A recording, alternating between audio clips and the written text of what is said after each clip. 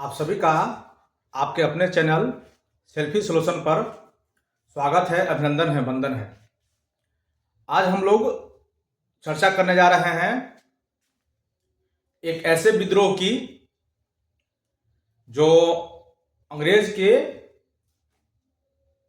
नींव हिला दिया था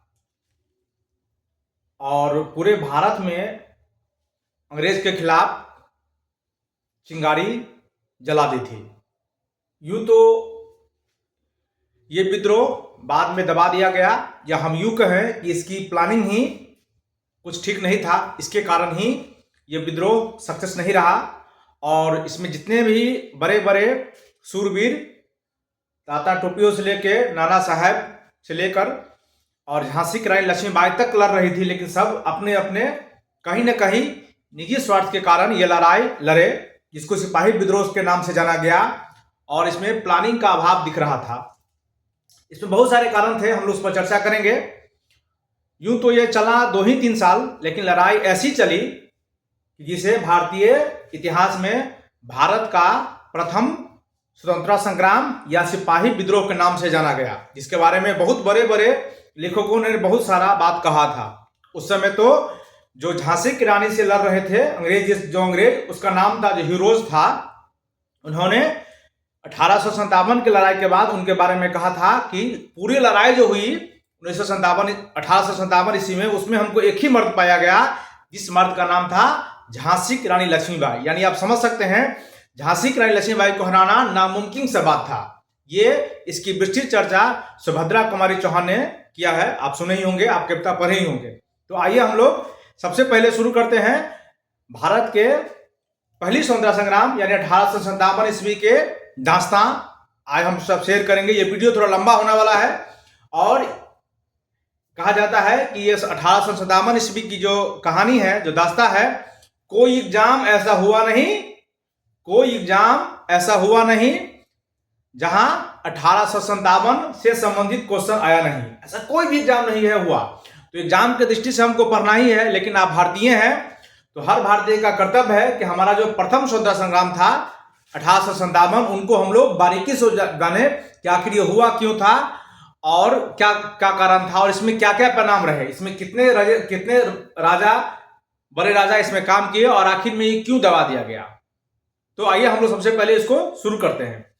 तो आप जानते ही हैं, जब भी कोई विद्रोह शुरू होता है तो एक दिन में तो शुरू होता नहीं है, इसके बहुत सारे कारण होते हैं। और हमारे भारत में, खासकर हमारे भारतीयों को शुरू से लगा गया है कि लड़ाई बहुत दिनों तक बर्दाश्त करती है, जब तक कि उसके कंठ तक नहीं चले जाए, नहीं तब तक।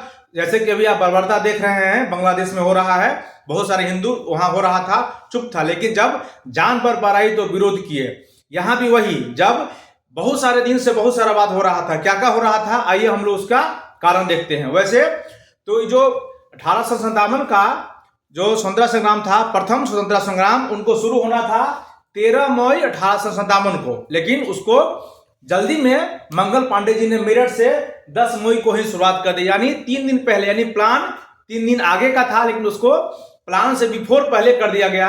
यानी प्लानिंग ही शुरू में गलती था। आप तो समझ सकते हैं, जब किसी का नींव ही गलती हो तो मकान कितना दिन तक चलेगा, एक ये भी कारण था। आइए हम लोग सबसे पहले जानते हैं कि इसका कारण क्या था।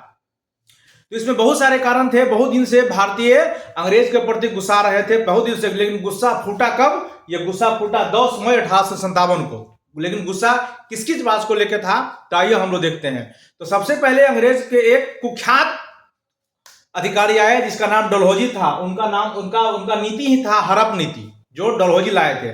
और हम इस वीडियो में जो बात करेंगे, आप उसको कहीं नहीं कहीं नोट करते चले जाइएगा, क्योंकि इसमें जो भी हम बात करने जा रहे हैं, इसमें हर एग्जाम में 5-10 क्वेश्चन आपको आ ही जाएगा। ये वीडियो थोड़ा लंबा होने जा रहा है, लेकिन 1857 ईस्वी के जितने सारे क्वेश्चन एग्जाम में आज तक आए हैं या आएंगे, उनकी तहकीकात इस वीडियो में की गई है और सारी जानकारी आपको मिल जाएगी। तो आप इसको कॉपी पे निकालिए और एग्जाम की दृष्टि से सही, और एक भारतीय, सच्चे भारतीय होने के नाते भी आप इस वीडियो को देखिए। तो सबसे पहले लॉर्ड डलहौजी का जो नीति था, हड़प नीति, उसके कारण ही भारतीयों में बड़ा असंतोष था। ये नीति जो था, उसका नाम था चूक सिद्धांत। चूक सिद्धांत क्या था? आज भी देख रहे होंगे कि आपके गांव घर में जो बड़े बड़े जिनके पास बहुत सारे पैसा है उनके पास अपना संतान नहीं होता है या संतान नहीं होता है, जिसके कारण क्या करते हैं उनका जो संपत्ति होता है, उनका जो खनिज संपदा होता है वो किसी और के हवाले हो जाता है। तो यह सिद्धांत लॉर्ड डलहौजी लाए थे जिसको चुप का सिद्धांत कहा गया। इस सिद्धांत के अनुसार उस समय के जो बड़े बड़े राजे रजवाड़े थे, अगर उनको किसी कारणवश पुत्र नहीं होता था, क्योंकि राजा अक्सर पुत्र ही हुआ करता था, तो पुत्र के गोद ले लिया करते थे। लेकिन ये नियम के कारण क्या हुआ कि उसका जो गोद लिया हुआ पुत्र था वो उत्तराधिकारी नहीं हो सकता था, यानी राजा का बेटा राजा नहीं हो सकता था। कहने का यह मतलब था, यही सिद्धांत था चुप का सिद्धांत, जिसके कारण अगर राजा और रानी दोनों मर जाते थे तो उसके बाद उस राज्य का जो धन संपदा था, जमीन जायदाद था, सारे अंग्रेज उसको क्या करते थे, हड़प लेते थे। उनको जो गोद लिया हुआ बेटा होता था उनको नहीं दिया जाता था। तो इसके कारण भी बहुत राजे गुस्से में थे। इन गुस्सा में बेचारे क्या करें, आपको जानते ही होंगे कि अंग्रेज हमारे यहाँ 16 ईस्वी में आए, 18वीं सदी में आते जाते अपना पांव इतना जमा लिए थे कि किसी शासक का कोई बस नहीं चल रहा था। तो उनकी जब सारी संपत्ति, सारा राज अंग्रेज हड़प लेते थे और हर एक टाइम में अलग अलग जगह से हो रहा था, तो उस समय के राजा कुछ बोल नहीं पा रहे थे, अपना चुप हो जा रहे थे। और बहुत सारे रजवाड़ ऐसे ही अंग्रेज उसको लूट लिए थे। एक कारण ये था। इसके बाद अगला कारण था, दिल्ली के जो सबसे बड़े उस समय का मुगल के बादशाह थे बहादुर शाह जफर, उनको बहुत अपमानित किया गया। आपको मालूम होगा कि पर्शियन आर्मी आया था, उस पर कब्जा किया गया और जब उनको 2 लाख रुपया देकर दिल्ली छोड़ाया तो दिल्ली छोड़ा, तो छोड़ने को तो छोड़ा है लेकिन उसको बहुत अपमान किया गया, बहुत सारे उनको और उस समय बहुत बड़े राजा थे तो उनको मुगल को ये बहुत घोर अपमान लगा। लेकिन अपमान के कारण ही कुछ कर नहीं सके, अंदर अंदर दम घुट रहा था, यानी लड़ाई करने के लिए वो अंदर अंदर तैयार थे कि उसको मौका मिले, गुस्सा गुस्सा शुरू हो, लेकिन कर नहीं पा रहे थे क्योंकि इससे पहले अंग्रेज बहुत शासक हो गया था, बहुत वीर हो गया था। और उसी दरमियान नाना साहब को भी क्या कर दिया, नाना साहब का भी क्या कर दिया, पेंशन को बंद कर दिए थे अंग्रेज। नाना साहब के भी बहुत बड़े राजा थे, वो भी गुस्से में थे, लेकिन बेचारे करे तो क्या करें, अब अपना ये भी गुस्सा किसी तरह कंट्रोल किए जा रहे थे। उसके बाद नौकरी में भी भेदभाव हो रहा था। आप प्रथम विश्व युद्ध के समय बहुत सारे पुलिस भर्ती होकर अंग्रेज का साथ दिए थे और अंग्रेज का साथ देने के बाद भी धीरे धीरे अंग्रेज के साथ जब उनका काम निकल गया तो इनके साथ भेदभाव करना शुरू कर दिया, पैसा में, रहने में। और बहुत सारे पुलिस अधिकारी को ये लिखित आवेदन ले लिया गया कि आपको हम कहीं भी ट्रांसफर कर सकते हैं, यानी उसका मुद्दा था धन परिवर्तन तक, यानी हम चाहे तो आपको समुद्र के उस पार इंग्लैंड में भी नौकरी करने के लिए भेजेंगे। और इंग्लैंड में नौकरी करने का उनका मेन उद्देश्य था कि धर्म भ्रष्ट करा देना, यानी हिंदू को ईसाई बना देना या मुसलमान को ईसाई बना देना। उसी के क्रम में एक कानून लाया गया, अंग्रेज जो कानून लाए थे 1850 ईस्वी में, उसका नाम था लेक्स लोकी कानून। फिर से याद रखिएगा, धर्म परिवर्तन के लिए एक कानून लाए थे, लेक्स लोकी कानून। इन कानून के तहत कि अगर कोई हिंदू या मुसलमान अंग्रेज हो जाता था तो उसकी संपत्ति की अधिकार उनका बेटा को हो जाता था। यही नियम लाए। इसके कारण भी बहुत सारे हिंदू और मुस्लिम क्रोधित थे कि यह नियम ला दिया है कि धर्म परिवर्तन के लिए जबरदस्ती किया जा रहा था, उनका धर्म भ्रष्ट किया जा रहा था। और सती प्रथा का अंत, सती प्रथा का भी बीच में अंत हो गया था, तो उसके लिए भी हिंदू बहुत क्रोधित थे अंग्रेज से, क्योंकि सती प्रथा का अंत कर दिया गया। क्योंकि सती प्रथा के पीछे ये कारण था। अच्छा, आइए हम जानते हैं कि सती प्रथा था क्या। तो सती प्रथा जो उस समय था, जिनका जो पुरुष और महिला से शादी हो जाती थी, अगर पुरुष किसी कारणवश, देखिएगा, अगर पुरुष किसी कारणवश मर जाते थे तो उनकी चिता पर ही उनकी अर्धांगिनी को, उनकी पत्नी को जिंदा जला दिया जाता था और उनका एक मूर्ति बना दिया जाता था वहां मंदिर, और उसका नाम लिख दिया जाता था कि सती, और वो सती हो जाता था। इसी को सती प्रथा बोला गया था, जिसको शुरुआत, जिसका खत्म लॉर्ड विलियम बेटिंग ने किया उनको, और इनके जो जनक थे उनको राजा राम मोहन राय कहा गया। तो हिंदुओं को ये लगा कि हमारा जो धर्म है, हमारा जो रीति रिवाज है, उनको अंग्रेज खत्म कर रहे हैं, क्योंकि अंग्रेज उस समय सती प्रथा को बंद किए और भारतीय को ये लग रहा था कि हमारा जो संस्कृति है, हमारा जो रीति रिवाज है, उनको बंद किया जा रहा है।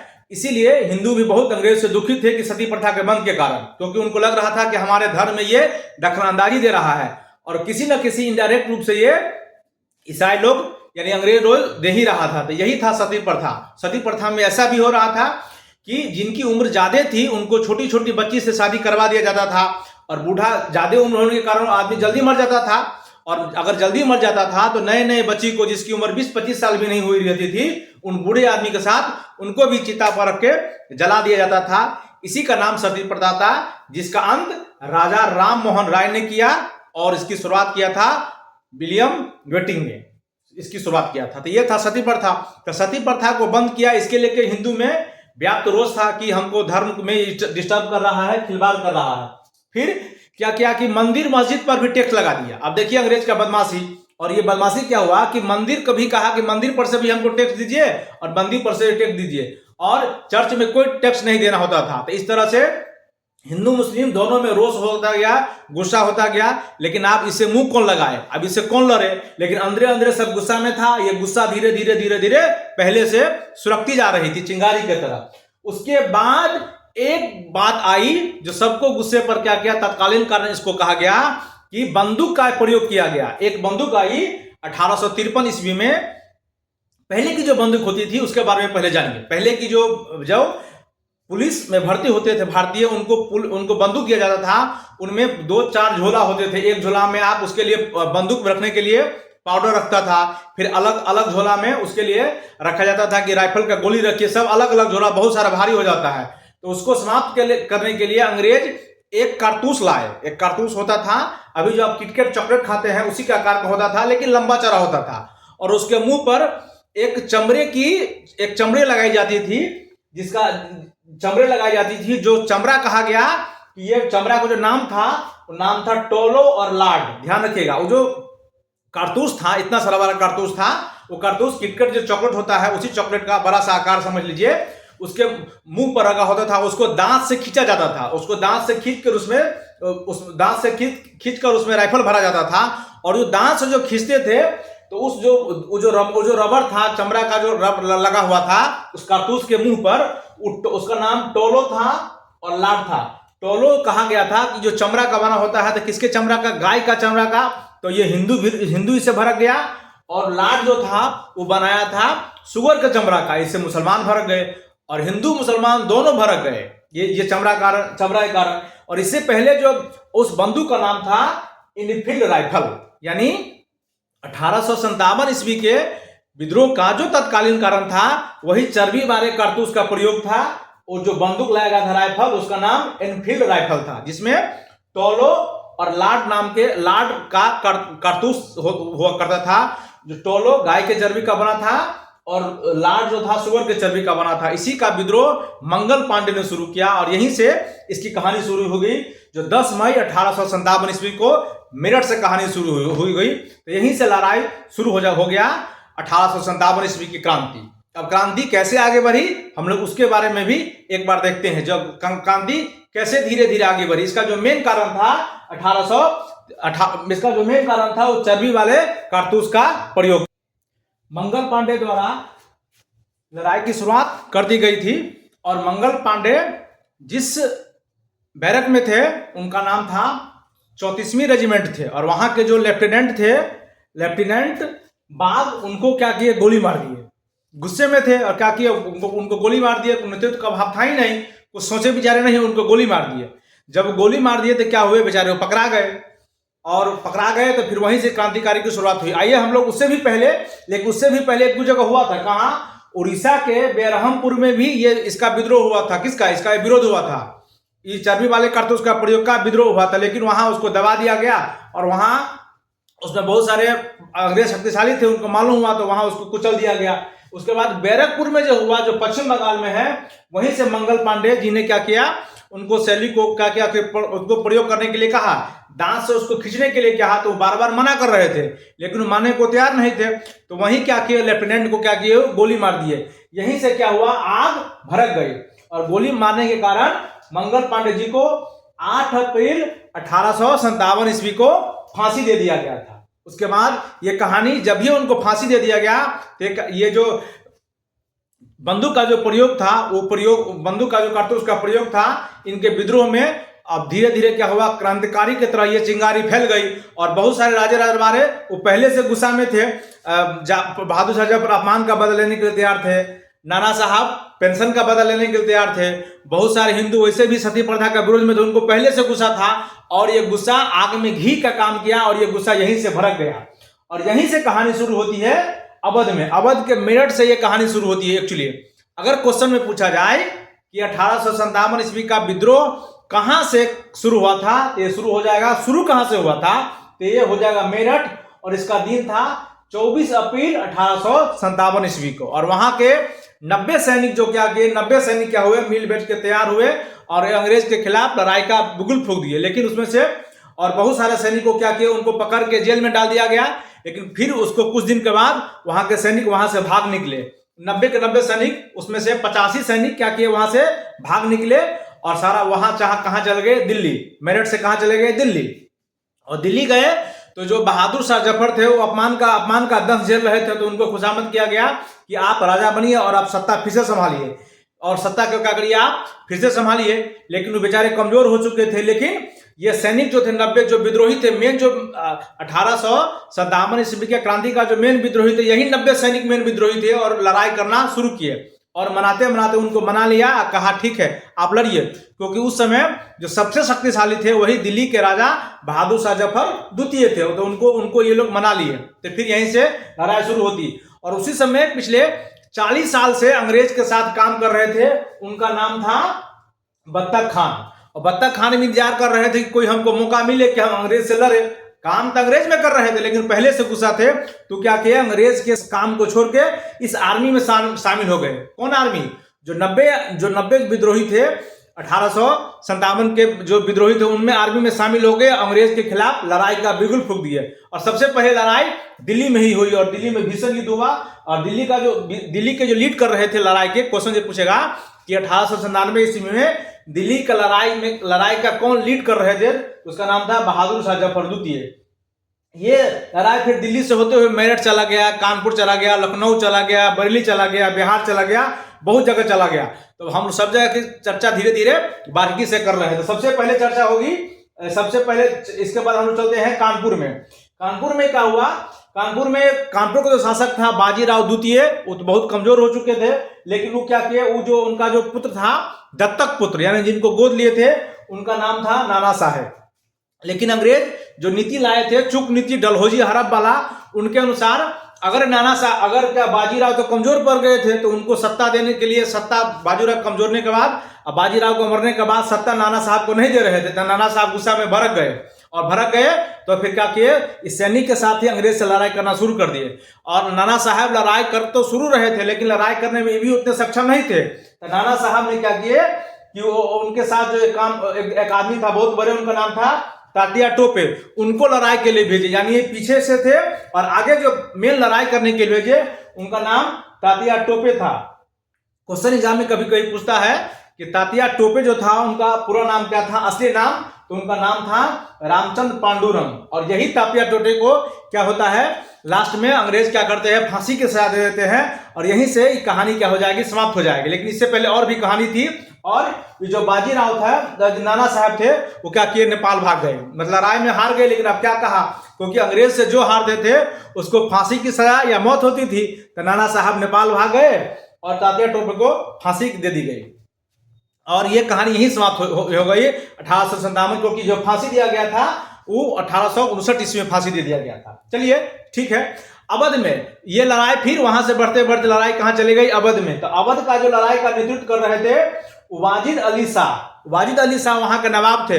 और उस नवाब को क्या किए थे, अंग्रेज पहले से मार के पीट के भगा दिए थे। कहां, कलकत्ता। तुम कलकत्ता जाओ, तुमको यहाँ नहीं रहने देंगे। तो उनकी जो बेगम थी हजरत महल, उनको गुस्सा था, क्योंकि उनको बेगम, उनका जो शौहर था, हस्बैंड वहां के राजा थे, उनको अपमानित करके मार पीट के भगा दिया। और अंग्रेज अवध पर कब्जा किए हुए थे, तो उनको गुस्सा पहले से था हजरत महल को। और ये आर्मी जाके उनको मौका दे दिया कि नहीं आप लड़िए। तो उन्होंने क्या किया, अंग्रेज के खिलाफ जो अवध में लड़ाई हुई, तो वहां का जो लीड किए थे उनका नाम था हजरत बेगम। बाद में हजरत बेगम भी अंग्रेज से हार गया, क्योंकि सब जगह हार ही रहा था। क्योंकि कारण ही था, ये लड़ाई में कुशल नेतृत्व का अभाव था, और अंग्रेज के पास तो कुशल नेतृत्व था। और दूसरे बात, बहुत सारे लोग इसमें गद्दारी भी कर रहे थे। जो बड़े बड़े राजवाड़े थे, उनसे मदद मांगा जा रहा था। जैसे कि दरभंगा में लड़ाई हुई तो मधुबनी वाले से मदद मांगा जा रहा था, लेकिन लोग मदद देने को तैयार नहीं था, सब अंग्रेज के चाटुकार थे। इस कारण ये लड़ाई शुरू एक जगह शुरू हो रही थी, फिर दूसरी जगह शुरू हो रही थी, तो हर जगह उसको हार का सामना करना पर लड़ाई तो बहुत तेजी में हो रहा था, लेकिन एक जगह से जब भी दूसरी जगह जाता था तो वहां की लड़ाई को अंग्रेज पूरे ताकत लगा के उसको दमन कर देते थे। तो फिर अवध की जो लड़ाई का जो मेन लीड कर रहे थे उनका नाम हजरत महल था, अपने पति का बदला ले रही थी। उसके बाद ये लड़ाई जाता है आगे बरेली। बरेली में जो लड़ाई को मेन लीड कर रहे थे उनका नाम खान बहादुर खान था। उन्होंने अंग्रेज के खिलाफ लड़ने के लिए 40,000 सेना इकट्ठा किया और उनसे खूब लड़ाई हुई, बहुत लड़ाई हुई, लेकिन अंत में ये भी बेचारे क्या किए, अंग्रेज के हाथ मारे गए। उसके बाद आप सुने होंगे कि 80 साल के जवान बाबू वीर कुंवर सिंह, जिनका अंग्रेज ने क्या किया था, उनका घर जगदीशपुर था, बिहार के आरा जिले में जगदीशपुर उनका घर था, और उनका बहुत सारा, वो जमींदार परिवार से थे, लेकिन उनका बहुत सारा जमीन क्या किए थे, अंग्रेज हड़प लिए थे। तो ये भी पहले से गुस्से में थे, मौका का तलाश कर रहे थे। अब इनको मौका मिला, और जो ही उनको मौका मिला तो अंग्रेज के दांत खट्टे किए और बहुत सारे लड़ाई, इतना लड़े कि इनके बारे में बहुत सारा कहानी कहा जाता है। इनकी उम्र 80 साल थी, लेकिन अंग्रेज से इतना लोहा लड़े कि अंग्रेज को दांत चले, लेकिन बाद में इनको भी मार दिया गया। जब वो गंगा नदी क्रॉस कर रहे थे, उनको हाथ में गोली लग गई थी। इनके बारे में आप कहानी सुनी होंगे। तो आरा का जो नेतृत्व कर रहे थे यानी बिहार का, वो बाबू वीर कुंवर सिंह थे। इनका भी अंग्रेज ने जगदीशपुर का जमीन क्या किया था, हड़प लिए थे। ये भी गुस्से में थे और इनको मौका मिल गया और अंग्रेज से खूब लड़ाई गई, क्योंकि ये पहले से गुस्सा में थे, गुस्सा को बहुत दिन से दबाए हुए थे। इसी लड़ाई जो भी जिनके साथ में लड़ाई हुआ, खूब लड़ाई हुई। उसके बाद चले आते हैं झांसी। झांसी में लक्ष्मीबाई सुने होंगे, जिनका नाम मरणकांत था, सुने होंगे, आप जानते ही हो, उनका असली नाम मरणकांत था। और उनको लक्ष्मीबाई बाद में कहा गया, जब वो वहां के ग्वालियर के, वहां के क्या किए, गंगाधर के क्या किए, मतलब वो पति हुए। वहां उनका भी एक दत्तक पुत्र, और वहां भी लड़ाई करने के लिए ये चले गए। और यहाँ की लड़ाई इतनी भीषण हुई, इसके बारे में आप सुभद्रा कुमारी चौहान का कविता जरूर पढ़िए।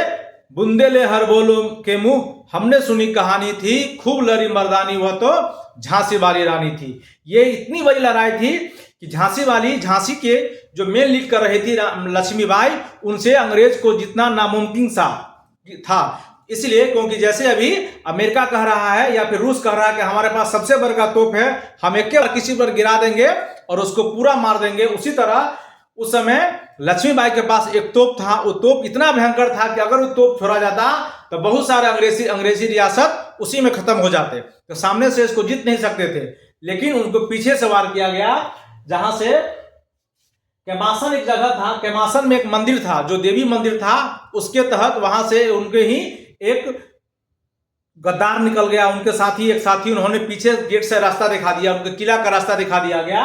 और किला में कैमासन का मंदिर था, और मंदिर के सामने तोप कैसे चलाती, तो रानी लक्ष्मीबाई तोप चलाने से मना कर दी, क्योंकि वहां का जो मंदिर था कैमासन देवी मंदिर, कहा कि मंदिर को नुकसान पहुंचेगा, हम तोप नहीं चलाएंगे। और उनके साथ एक आदमी ने गद्दारी कर दिया, और जिसके कारण वो भी, झांसी की रानी भी क्या हुई, लड़ते लड़ते अपने वीर गति को प्राप्त हुई। इस तरह से लड़ाई, सबसे ज्यादा जो लड़ाई 1857 ईस्वी में अंग्रेज के साथ जो सबसे ज्यादा लड़ने वाली इकलौती महिला थी, उस महिला का नाम झांसी की रानी लक्ष्मीबाई था, जिनके बारे में जो अंग्रेज उनसे लड़े थे हीरोज, उन्होंने कहा था कि 1857 ईस्वी में हम जितने मर्द से लड़े उसमें कोई मर्द नहीं थे, उसमें एक ही महिला मर्द थी, उसका नाम झांसी था, उन्होंने लक्ष्मीबाई था, उन्होंने इसके बारे में कहा था। उसके बाद बहुत जगह से बहुत लोग लड़े, जैसे कि फैजाबाद से लड़ाई का नेतृत्व किए मौलवी अहमदुल्ला, इलाहाबाद से लियाकत अली किए। इस तरह से लड़ाई चला। और ये लड़ाई समाप्त कब हो गई, जब आपको कानपुर में ही कह रहे थे आपको कि कानपुर में ही लड़ाई, जब तात्या टोपे को फांसी दे दी गई, इसी के साथ ये धीरे धीरे छोटे छोटे जगह में था।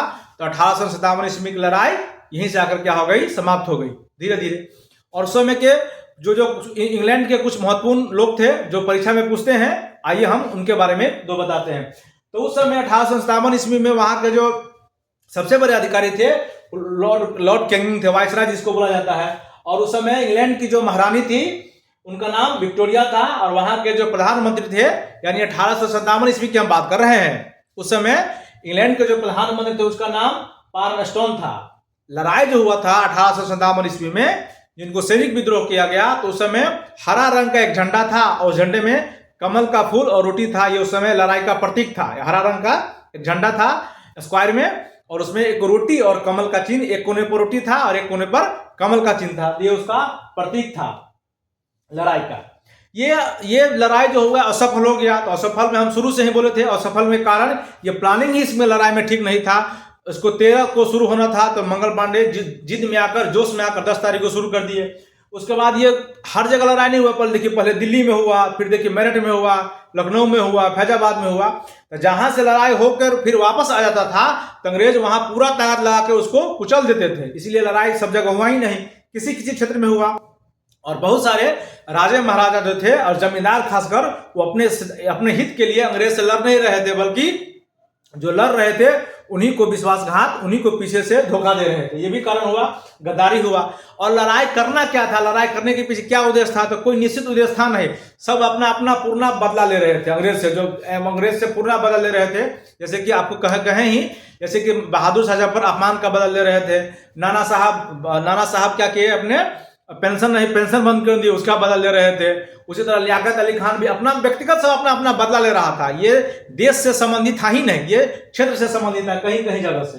और समर्थन का अभाव था दूसरे राज्य से। जब भी आप देखते होंगे कि झांसी की रानी ग्वालियर से मदद मांगे, वहां उसको क्या किया गया, वहां उसको विश्वासघात कर लिया गया, इस कारण हार गया।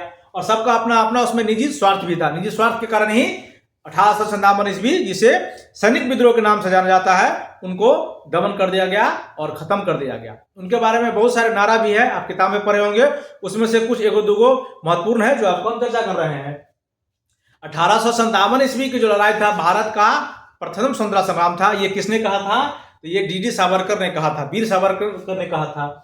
और आपको बता ही है कि 1857 ईस्वी में जितने सारे लड़ाई हुए, उसमें हीरोज ने कहा था कि एक ही महिला मर्द हमको मिला जिसका नाम झांसी की रानी लक्ष्मीबाई था। तो ये बात किसने कहा था, तो ये बात हीरोज ने कहा था।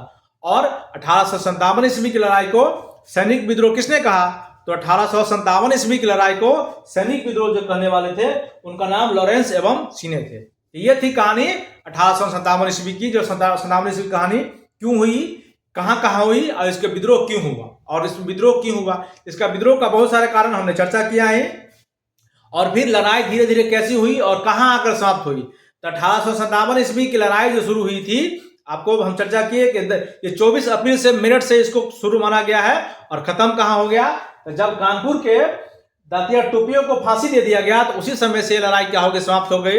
और धीरे धीरे या तो कुछ को फांसी दे दी गई जो उनके साथ लड़े, या बहुत सारे क्या किए, नेपाल भाग गए।